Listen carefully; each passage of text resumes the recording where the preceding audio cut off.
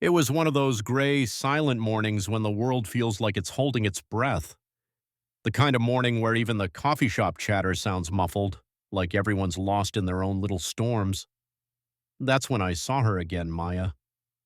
She was sitting in her usual spot near the window, the same seat she'd taken every day for the past few weeks. A small latte, half drunk, headphones in, eyes staring at nothing.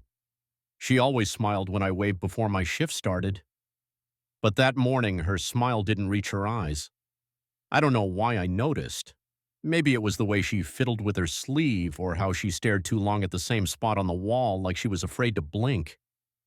When I brought her the refill she didn't ask for, she looked up and said softly, "I'm fine." But her eyes begged me to say something. I hesitated. I mean, who was I to intrude? We were just strangers who shared the same coffee shop air every morning. But something in her silence felt heavier than anything caffeine could fix. So I sat down across from her and said the first thing that came to mind, "You know, you don't look fine." She blinked, surprised. Then, a single tear slipped down her cheek and suddenly the floodgates opened. Maya told me about how her mother had passed away 3 weeks ago, how she'd flown back home for the funeral only to return to an empty apartment that didn't feel like home anymore, how she hadn't spoken to anyone since. She said she came to the cafe because the sound of people helped her forget how quiet her world had become. I didn't know what to say, so I didn't. I just listened. Really listened. She talked for almost an hour. Her words were shaky at first, then steady, like she'd been waiting for someone to just hear her. When she finally stopped, she laughed through her tears. "You must think I'm crazy, unloading on a stranger."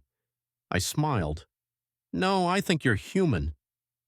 The next morning she came back, same table, same coffee, but this time there was color in her face. She smiled when she saw me. And it wasn't the polite kind, it was real. Over the next few weeks she'd bring her sketchbook. Sometimes she'd draw quietly while I worked. Sometimes she'd show me what she'd made.